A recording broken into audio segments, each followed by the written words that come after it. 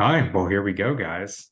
So, well, thank you guys, everyone, for coming to our webinar, the Meet the Team: How to Supercharge Your Website and Convert.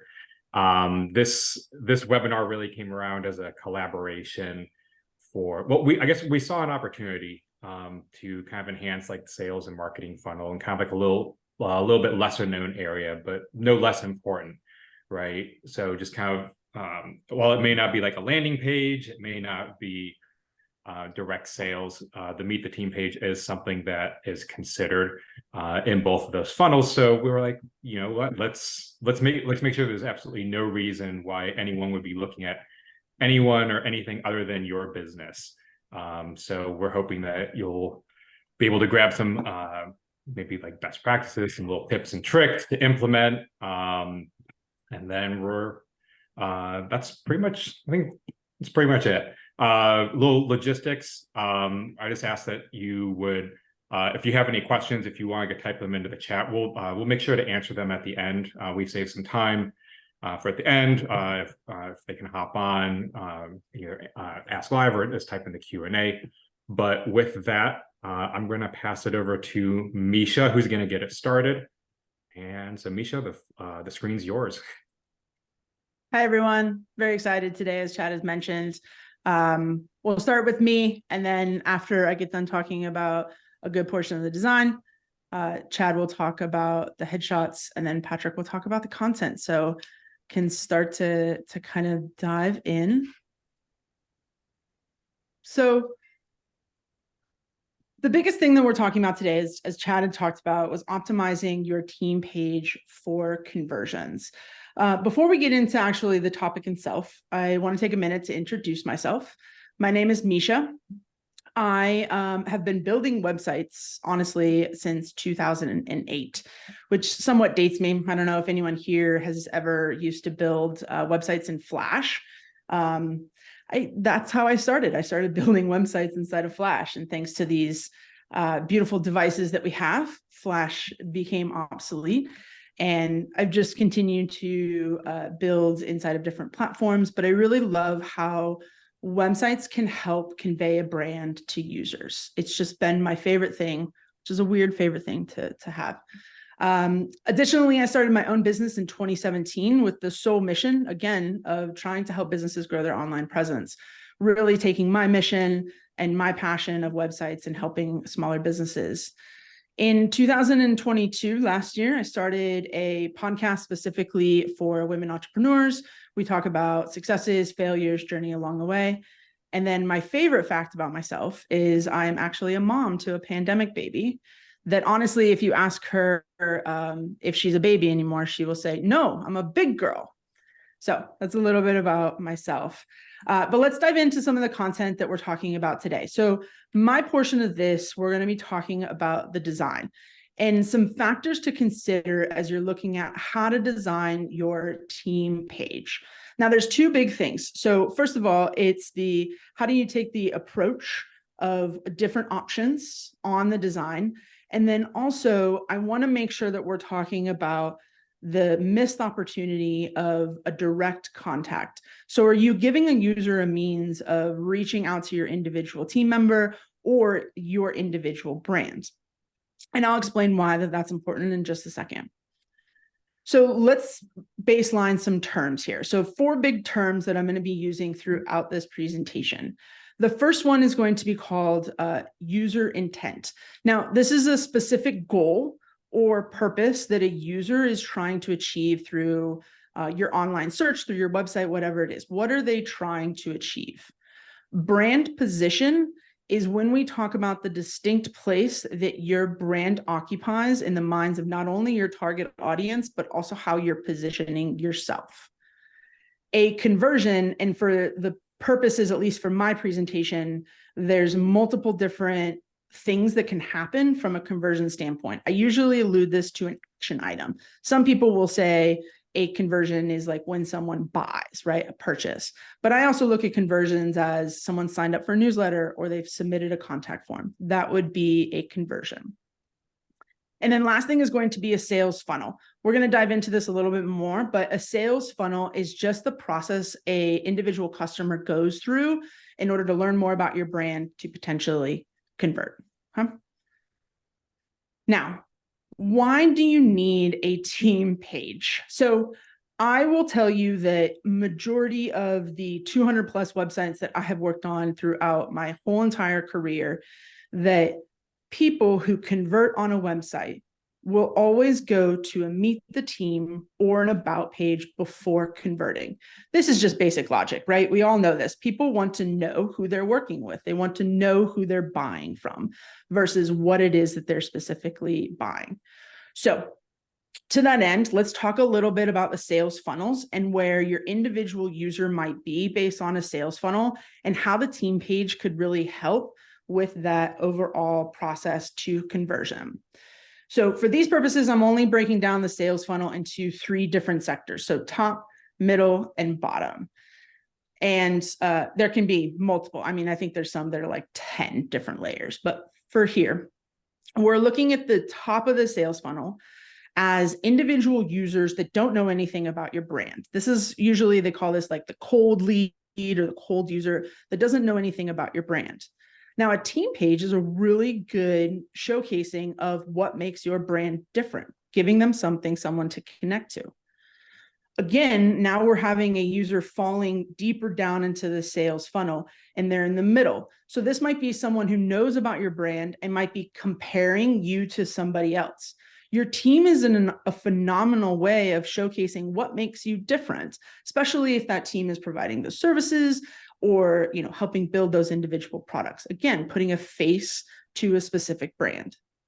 And then the last portion is the bottom of the sales funnel. So this is someone who might know who you are, know of your brand, and they want to know a little bit more about, again, who is going to be providing services, who is going to be building out the products as an additional, I want to know who I'm buying from. Now, a couple of things to take into consideration before we get into the actual design. So I have some design examples as we're looking at this, but what are some considerations when you're building out your team page design? So I've broken this down into 3 different areas. Number 1 is going to be your brand. What makes your brand unique? And how can you bring that unique positioning into your Meet the Team page? I have a really good example that I'll show you that we built out for someone else as to how they brought their brand into the build of their team page.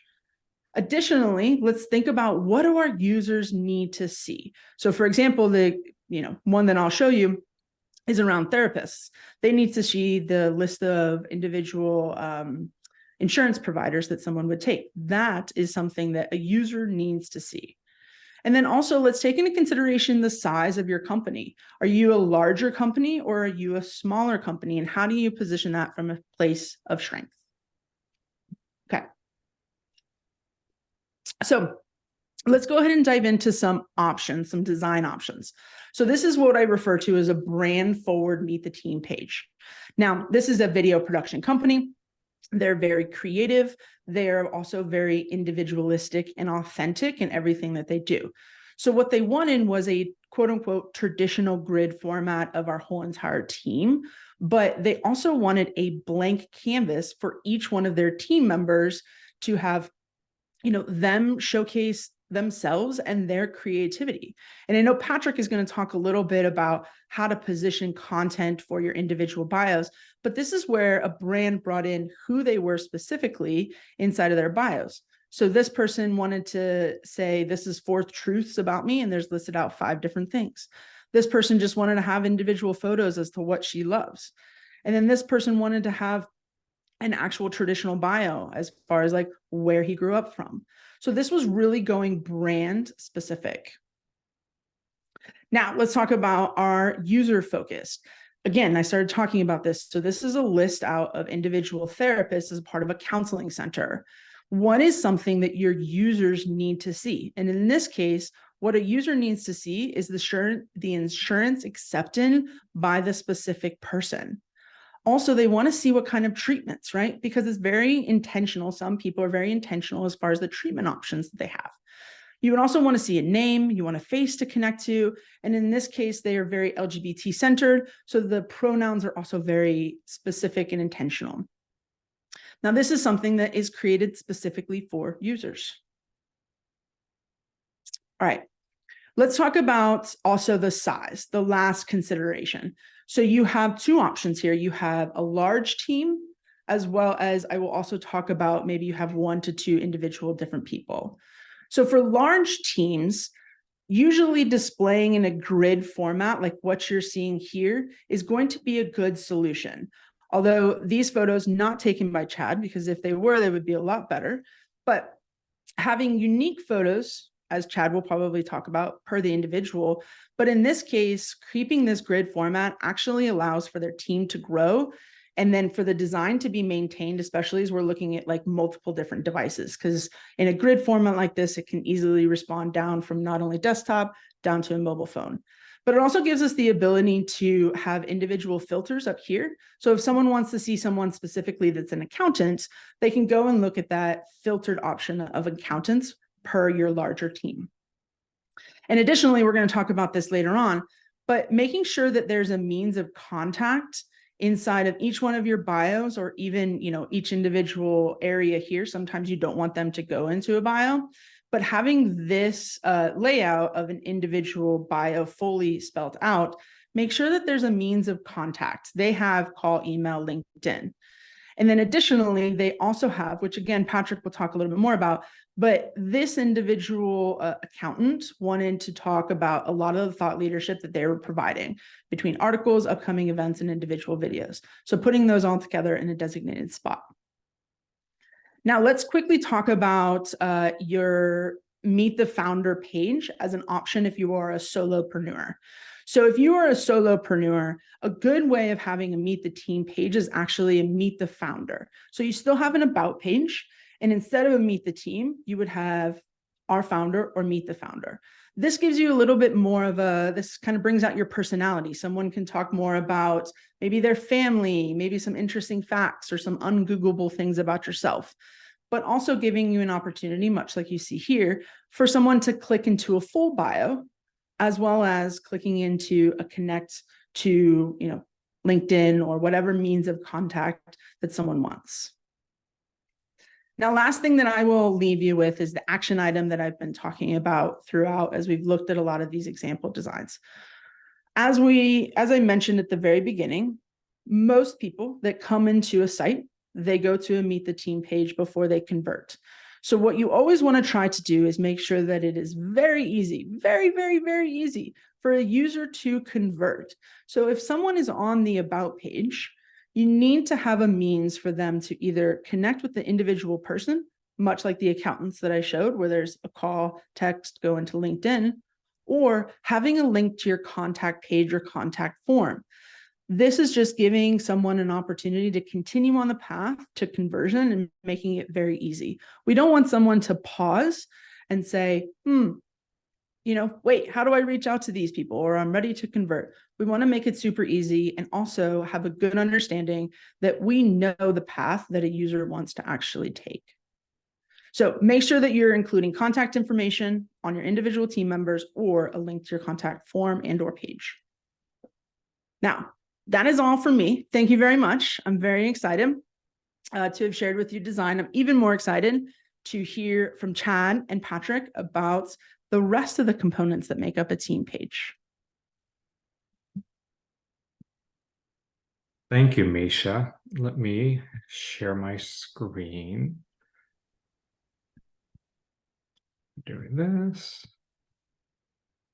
And here we can all see this, right? Y'all can see it? There we go. Perfect.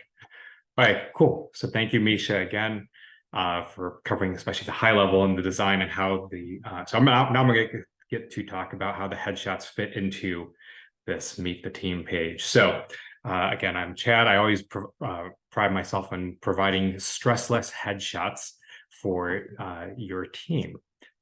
And I've been a photographer for many, many years, but as the owner of Chad Isaiah Studios, there's a few things that I feel make my experience a little bit different.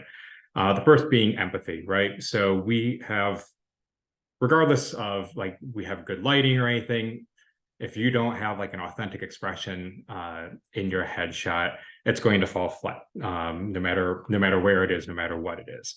I would say probably over 90% of the photos that I do take are headshots or portrait related.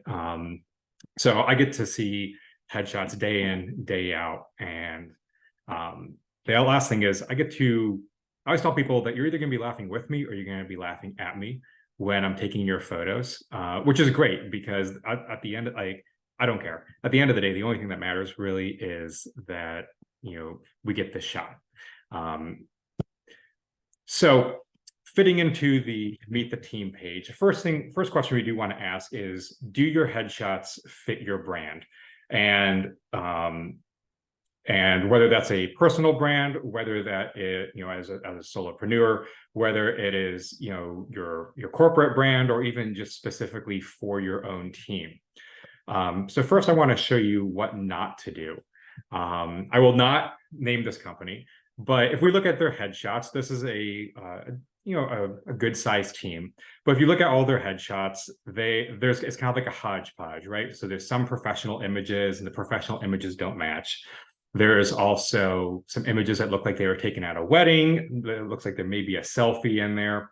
And to me, whenever I come across a team page that looks like this, and this may just be my personal opinion, but it says that that this wasn't a priority, that their team was not a priority, or they happen to overlook this area, and which could lead to larger questions. So what I do want to show, there are a couple of different ways to think about headshots for your brand. Again, a lot of it depends on your company. So this is more of the traditional professional, right? So everyone, this was a consulting firm, and everyone had decided to dress up in suits. But even though we're in the old stodgy suits, right, from years ago, everyone still is able to come across as looking very approachable, right? Moving on, there's this a little more relaxed, a casual professional look. This is where it's not so much about having to maintain that authority, but just wanting everyone to just be kind of comfortable, kind of let their own emotions come out. And this kind of comes out, quite fun. And lastly, this is the Simply Fun. This is done for a magazine. And this is, their focus was less on themselves, but just being able to express different emotions, just being able to show kind of like the context of the magazine at large. And the last thing I do want you to consider regarding your brand, it falls into the background, right? And there's really two ways to think about background. One is the environmental background. So it's not in a studio. This is usually on location. And lots of times we use this to show off a space, right? Whether it's like a library, whether it's a factory, you light that back up, or like we're showcasing different products. Again, like if it's in a factory, maybe we have like the diesel engines behind. And then my personal preference, as you may have seen from a decent bit of my work, is the solid plain background. And my personal preference on this is that it showcases the individual, right? We still get the expression, but because there's nothing distracting in the background, the sole focus is on the individual and what they're bringing. So now that we kind of know what maybe kind of like what we're looking for in your brand, we do want to make sure that your headshots are consistent, right? So that everyone has while it's their own unique headshot, it's consistent, because we don't want professional images, wedding photos, and selfies all mixed in together, which does raise a larger question of what happens when your team expands. So we're in October now. What happens if you have brought in a professional photographer in September? You had done on-location headshots for all 20 people, and then you hire someone brand new in November. Are you going to just have them upload a professional image from their previous company, have them take a selfie, have them, and then have that on the website? And is it going to end up looking like that first example, the what not to do example, right? Or are we going to bring the photographer back out for one individual, which, if we're hiring someone in November, December, and January, could get quite expensive. And that is one of the reasons that I do push for a plain background, is that it's very simple. It becomes part of the onboarding process of, cool, we're going to get all the HR paperwork done. Great. Now you're going to go off and get your headshot. And it's going to look exactly like everyone else's headshot. And we plug it right into the website. And then all we need is that new bio.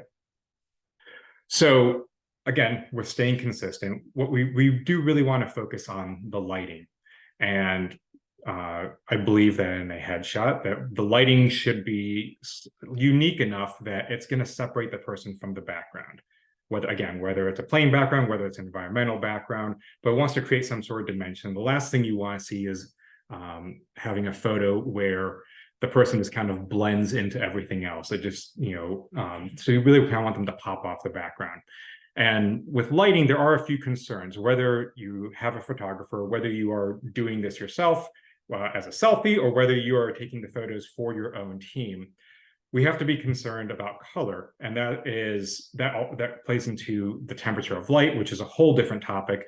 But basically, if we take the photos in the morning, they're going to look different than photos in the afternoon, because the light is a different color. So mornings tends to look a little more blue, afternoon tends to look a little more yellow. And if you take it around noon, then we end up with super weird shadows around the eyes. And if you've ever seen raccoon eyes, where it's just completely black right here, and you can't see their eyes, you can't see the expression. So those are some things that that we do want to keep in mind. And the last thing for consistency is the positioning of the person in the image, or in this case, the crop, right? We want everyone to be the same size. Now, I don't care if you're a CEO or if you're a line worker or just middle management. I firmly believe that everyone should be the same size in the images, because it empowers each person, right? And by having the same consistent crop and the same positioning, it gives that nice uniformity. So how do we create these amazing headshots, right? These headshots that that you actually want to look at. And there's a term we like to use that's called lookability, and which is a made-up term, don't get me wrong. But a lookability is an image's ability to sustain the viewer's attention, right? So these are images that are going to stop the scroll. So when you click on the Meet the Team page, you want an image that's going to go, oh, that's actually really good. I want to click on this person. I want to know more about them, right? We don't want something that we're just going to scroll through. Okay, we checked out the team page. They have one. That's good.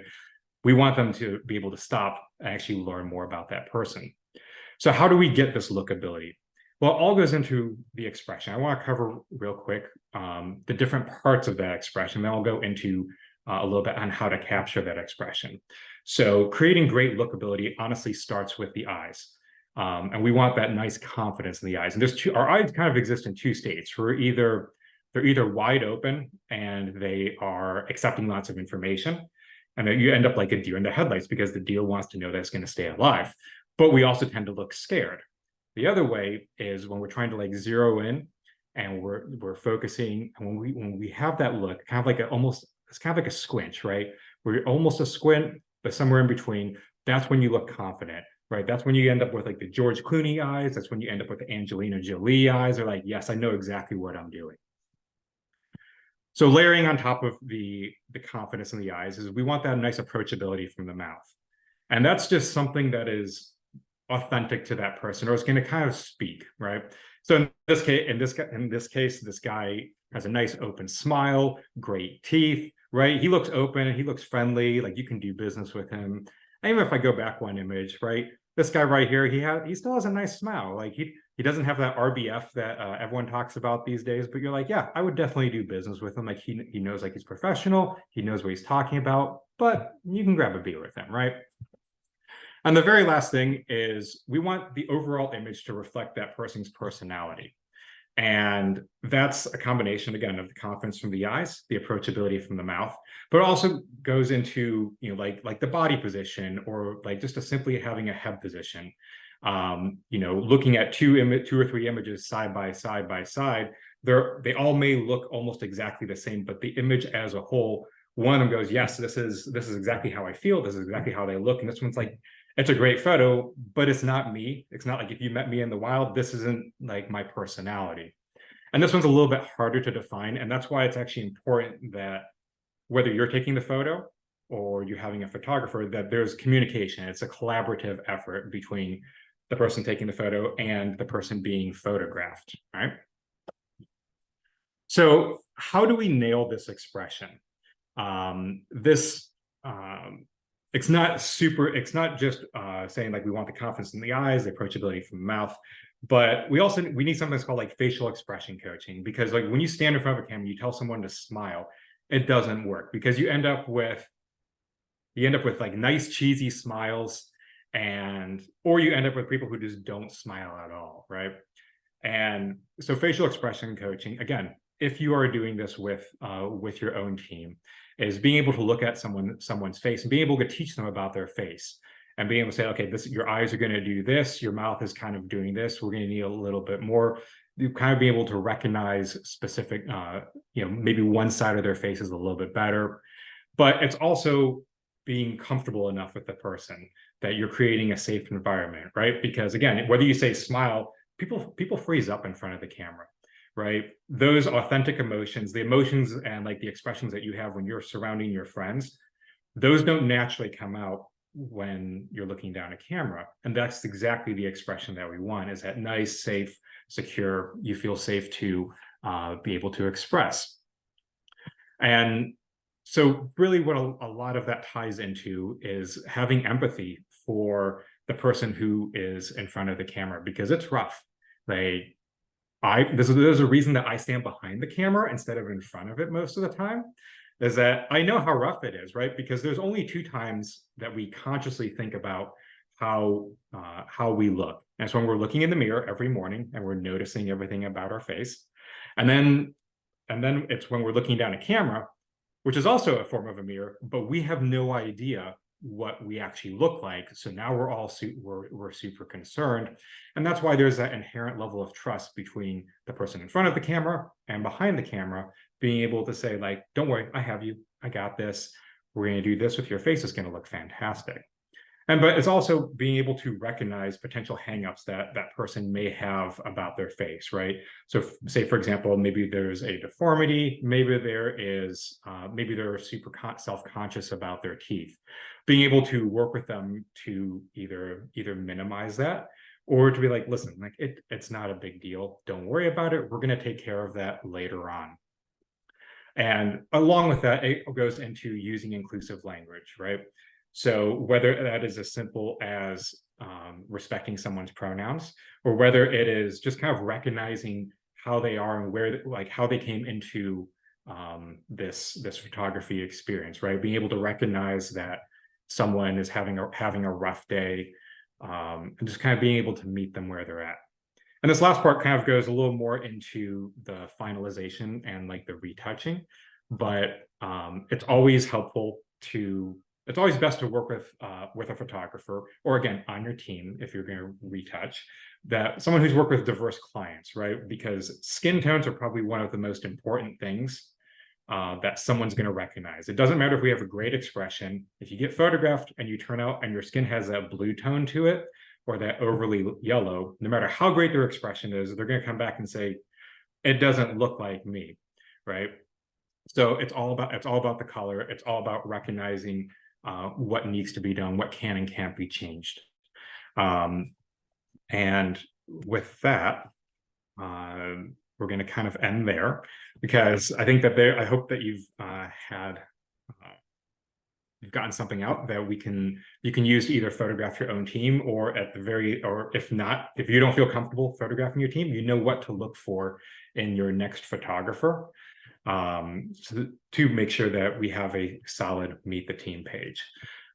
With that, actually, I'm going to turn it over to Patrick, who's going to tell you, even though a picture's worth 1,000 words, nothing beats copy itself. So let me stop sharing this. Thank Patrick, you for that kind introduction. And great jobs to Chad and Meesha. You're actually going to hear, can you guys see my screen? Looks like you can. Is this You guys see this? Perfect. Okay. So I'm actually going to end up mirroring quite a bit of what Meesha talked about. When you build out a team page, there's often a marriage between the designer and your writer in making sure that the information is properly expressed. And although that often starts with the design, it ends, as Chad mentioned, with the copy and with the headshots as well.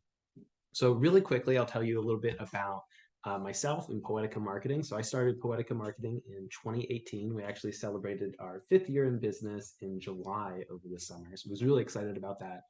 We're up on Mount Washington, and our team is really small. It's really intimate. It is me and my dear wife, Regina, who's also sitting in on this call today. We specialize in content marketing and event coordination, which means we help companies stand out online and in person. I manage a lot of the content marketing responsibilities, and Regina spearheads the event coordination. But we're here today to talk about why SEO and copywriting matters to your team page and how to take advantage of both of those concepts. And really the value comes down to 3 things. Site discoverability. So how well does your site show up in search, and how does your team page play into that? Visitor conversions. Meesha talked a lot about this. Chad hinted at a lot of this. When people land on your team page, we want them to convert in some way. We want them to book a call. We want them to visit a page. We want them to fill out a form. A lot of that starts with the copy that we put in front of them and the calls to action that we put in front of them. And finally, we want branding consistency. Your team page should be an extension of your overall brand. And what I often see is companies will like fill out their website and they'll spend so much time on that, and the team page is often an afterthought, or they'll feel like it's a free-for-all, or people will write their own bios. And so what you get is sort of an inconsistency in tone, in voice, in the quality of content, and sometimes that ends up hurting you a little bit. So we're going to talk about all of these things today, and we'll start off with copywriting. Copywriting can, if you're not a copywriter by trade, it can feel a little intimidating, but I'm going to present you with some questions to think about. And the first thing I want you to think about is, what is your brand's personality? If you're a larger company, oftentimes I see this with companies that are maybe a few $1,000,000 in revenue, or they're just starting to franchise a little bit. Usually they have some sort of brand guideline. And that guideline is usually a packet that has rules on, this is what our voice sounds like, this is the tone that we use, this is the type of language that we use. If you're a smaller company, if you're a solopreneur, if you have a small team, you might not have that brand guideline to kind of guide you in writing out your team page. So an exercise I often use with small teams is, if your company sat down at this table with us, how would you describe them as a person? Would they be bright and bubbly? Would they be serious and intellectual? How would you describe them? And the way you describe them is usually the voice that you want to project as a writer on your team page. You can also think about what your company values are. We all have values, whether we express them publicly or not, that we live every day as representatives of our company. And we want to make sure that those values are properly woven into our bios and the copy that we have on the page. And then we also think about what makes your company stand out. Meesha talked about this a lot when she was talking about the insurance examples or the awards.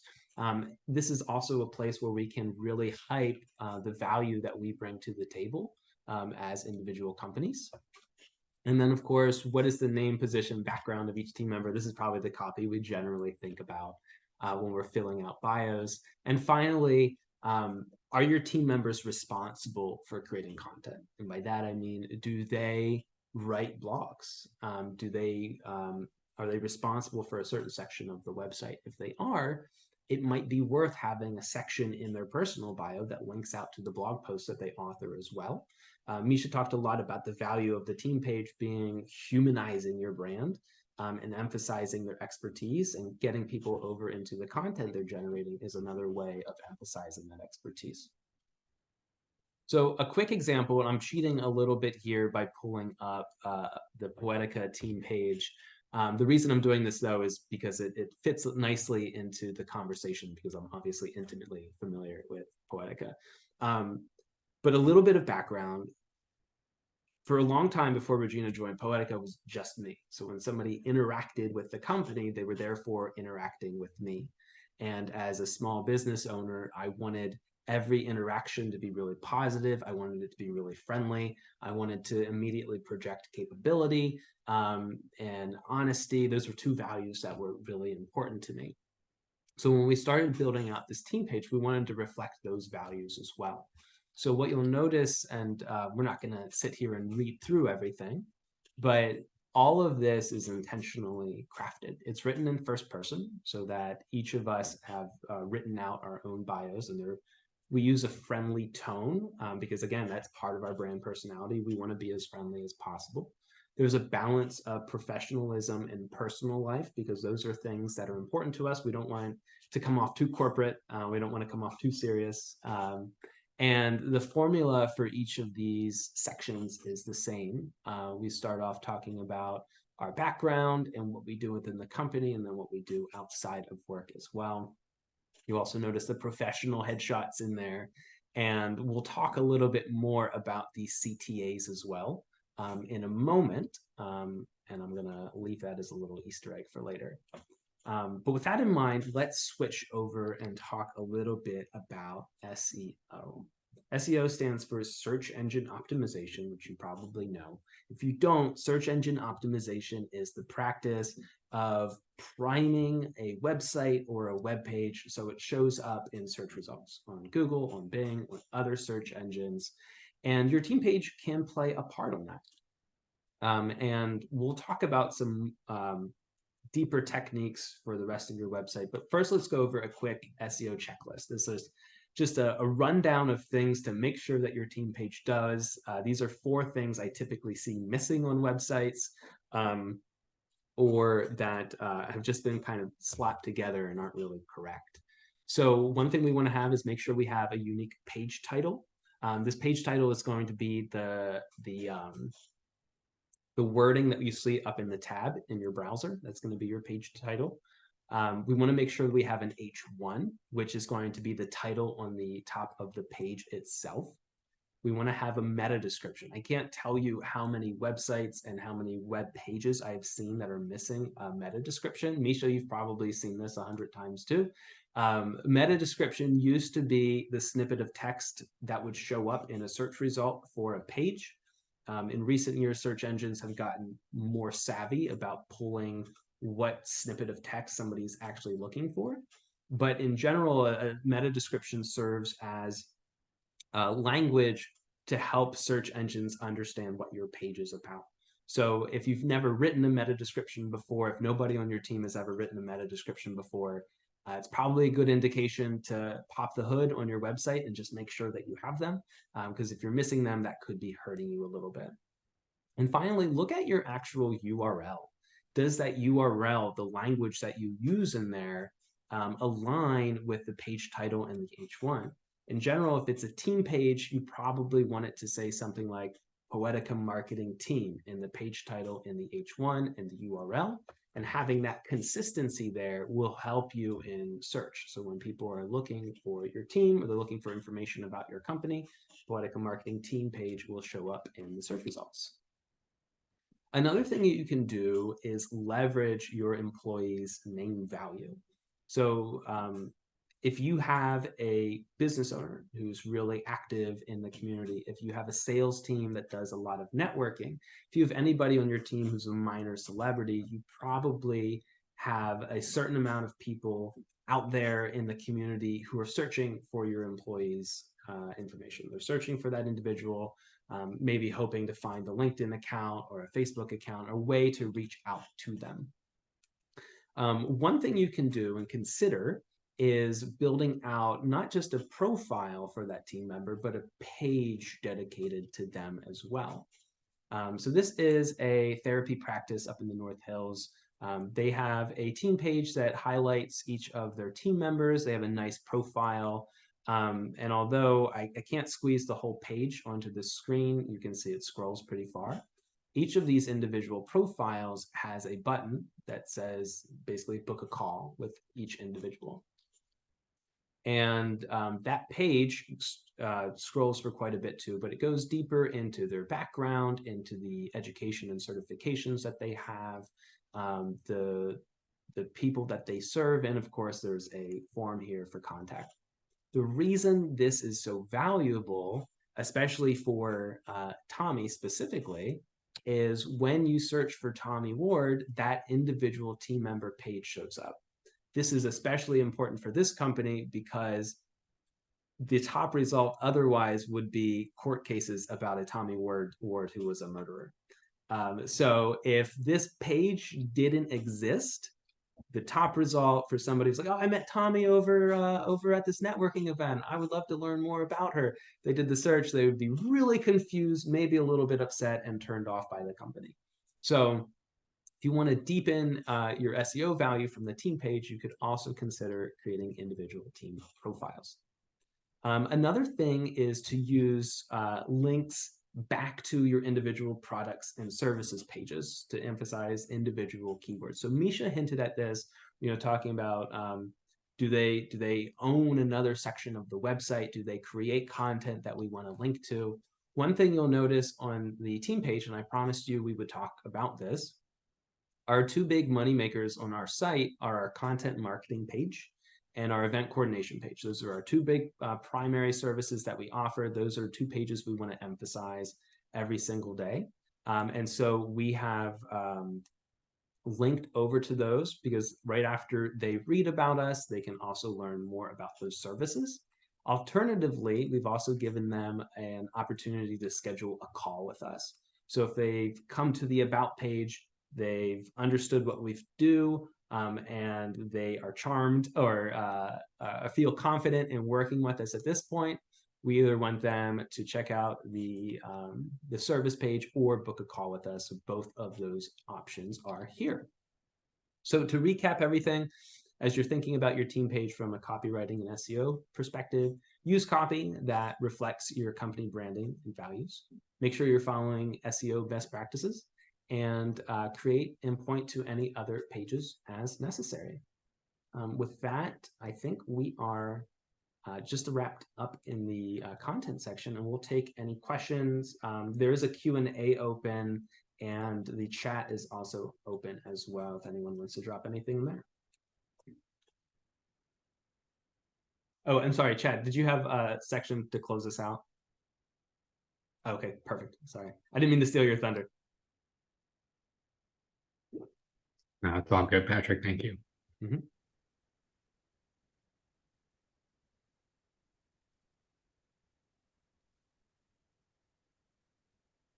I have a question for Patrick. Yes. If no one else wants to jump in ahead of me. Patrick, if you can go back and show your screen, I'm curious as to why your buttons say learn more about content marketing and event versus just learn more. Did you do that strategically? Yes. Let me pull up my screen and we can look at what Meesha's actually talking about here. Okay, so you're specifically, can you see the screen again, by the way? Okay, so learn more about content marketing services, learn more about event coordination services. The reason we went with the full sentence instead of just learn more is so that they know exactly where they're headed. We've also delineated the structure of the company so that I manage most of the content marketing. Regina manages most of the event coordination, although there's some overlap. But if they are interested in working with me directly, they're probably interested in me for the content marketing portion. If they're interested in working with Regina, they're probably more interested in the event coordination portion. In addition, specific is terrific. So instead of just saying learn more, there's really no indication about where you're going to land. So the more descriptive we can be on a CTA, potentially the better results we'll find. Patrick, piggybacking off that, is there any SEO value in putting learn more about content marketing services versus learn more? Is there any, like, is that like a header tag? Is that? Yeah, so there is some value, and probably if I wanted to milk the most value out of that button, I wouldn't even have learn more. I would just have content marketing services or whatever name a target keyword I have for that individual page. So when we create pages, we create them ideally with target keywords in mind. So we have a primary keyword and then potentially some secondary keywords that we're competing for. And anytime we can reinforce what that keyword is for that page, the better we'll do long term. So if we create a link somewhere on the website, and we're going to link over to that page, we should use that primary keyword or that primary key phrase and embed the link into that key phrase and then link over. And what will happen when the search engine sees, okay, like they're doubling down on what that key phrase is for that individual page. And that's all very technical. And if you need me to go over that again, I can.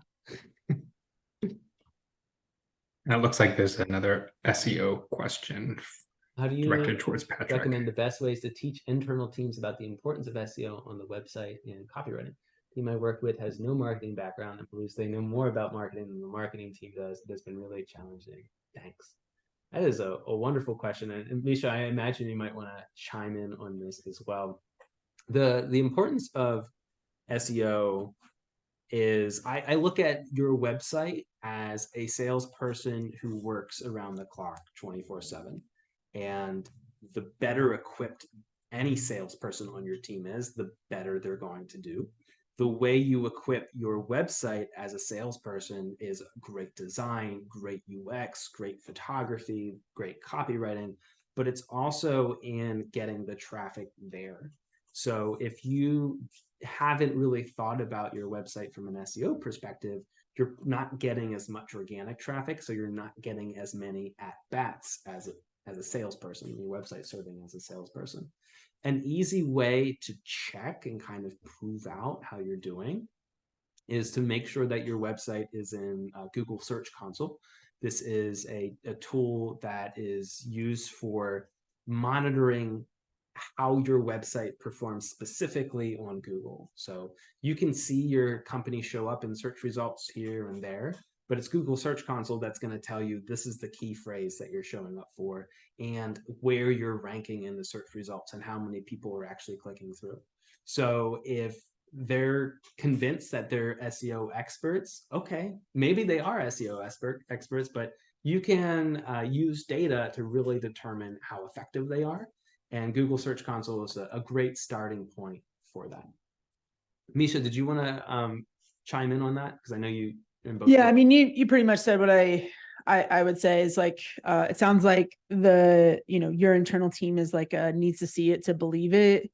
And it could be also a case of, per what Patrick was saying, all right, we'll try it your way. And like, let's look at some data as far as the ways that you think that should be done. But hey, let's also try this way and see which one would perform better as looking at data. A lot of times I make believers out of just looking at some data by making some assumptions and then kind of being transparent with a lot of our clients of the assumptions being made.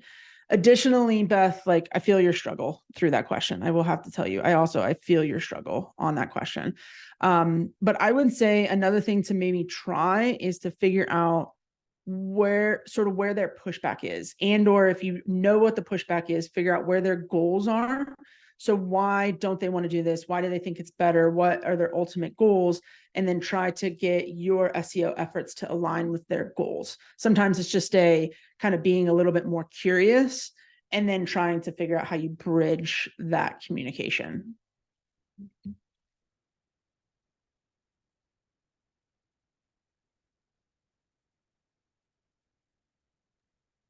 Patrick, you're muted. Okay, so yeah, I was gonna say, so Regina had asked, what is it like to talk as a business owner to make sure my website is user-friendly and optimized for search engines? Who do I talk to? What if I don't have a web designer to ask?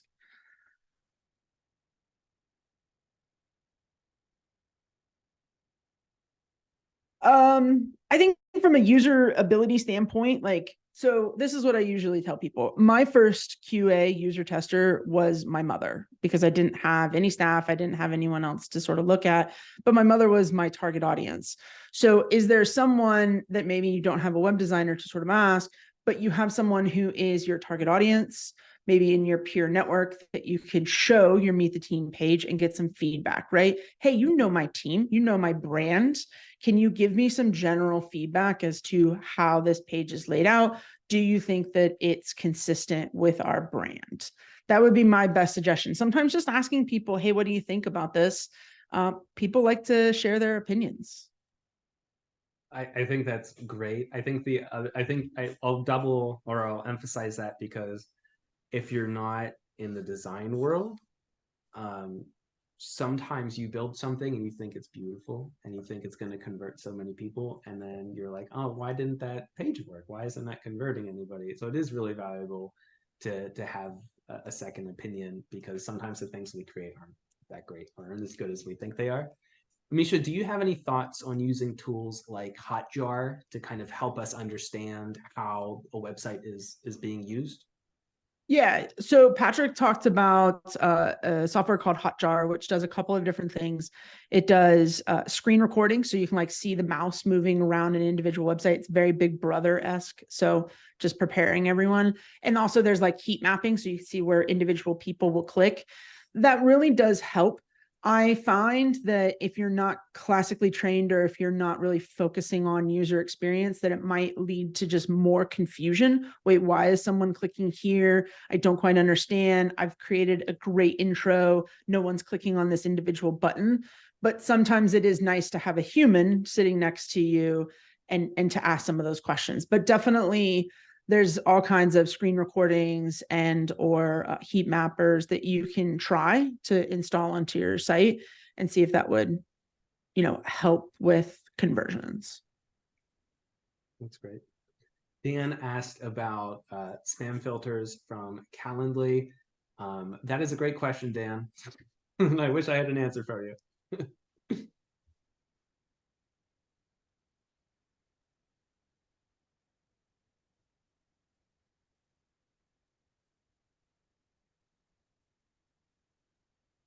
Is reCAPTCHA able to integrate with Calendly?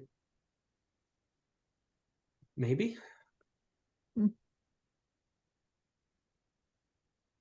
That could help. Websites are not my forte, but Yeah, that's like because they end up leaving the website to usually do account. Although, Meesha, I think you can embed a Calendly section. You can embed a Calendly section, but still unfortunately, like the impetus of catching the spamming is unfortunately falls on to Calendly, since they're the ones that are kind of catching that. I'm sure that they're trying to combat it, Dan, but if you're having a Calendly as a part of like your sales process, I think that's just the nature of what you're setting up for. So if you want someone to schedule on your Calendly, you're going to have spammers going in and doing that.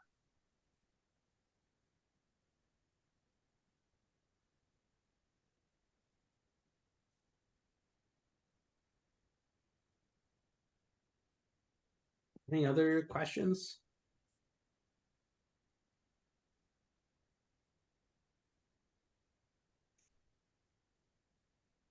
Oh, you got one here. How does Chad feel about hair and makeup? Should people get dolled up when they come in for photos? Hair and makeup, good question. So it's kind of like one of those like season the taste kind of things. For people who do want makeup,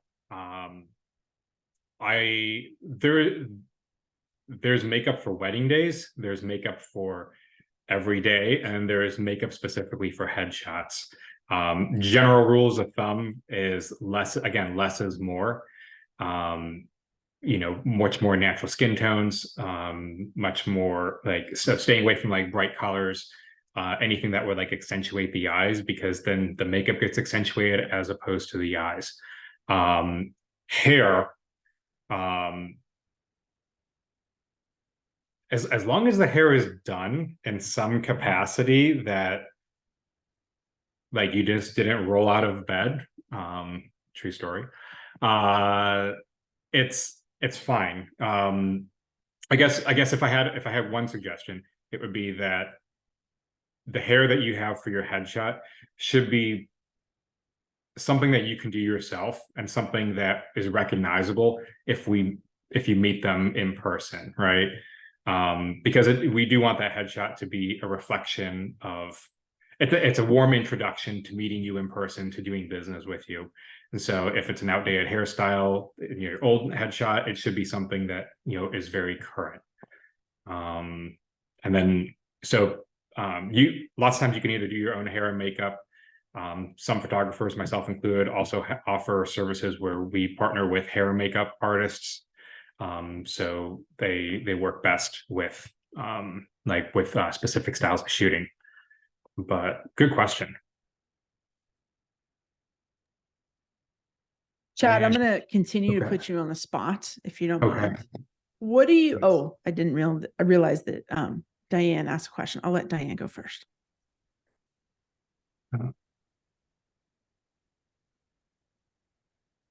That's a you guys question. Yeah, that's a good question. Where should you share the Meet the Team page or content outside of the website itself to drive traffic and conversions? Thanks for a great session. Meesha, do you want to take that first? Or do you want me to offer some ideas? Outside of the website to drive traffic and conversions. She's talking about social, like other areas. Yeah. So I think for starters, and Meesha opened with this, and I think this is really valuable. When we think about the way people use an about page, they're not navigating to a website and then immediately saying, oh, I have to learn everything about the team. What they're doing is navigating to a website and then gauging whether or not they can fulfill the desired service or product. And then before they purchase, they're saying, are these really people that I want to work with? Then they navigate to the team page to get a gut feeling on, do they have the expertise? Are they my people? Are they friendly? Do they identify with like the people that I identify with? Do I feel like I can work with them? And so in that respect, I think a team page is often utilitarian. It serves a purpose in that it helps humanize our brand and it helps us sell to the people that we want to do business with, and also help push away people we don't want to do business with in some cases. And so in that way, I don't think it is as necessary to share your team page around the internet, like on social media, unless you have like new headshots that you're really excited about, or there's a new feature on that page. I think for the most part, that page can stand on its own, and I don't see it being necessarily something that should be or not that it shouldn't be shared on social, but not needing to be shared on social because its purpose is more to convert people that are already on your website. Would you say that tracks, Meesha, with how you see people interact with websites? Yeah, I would agree with that. And the actual, like Patrick had said, the actual Meet the Team page, I don't see a lot of need to share that on social or to maybe share.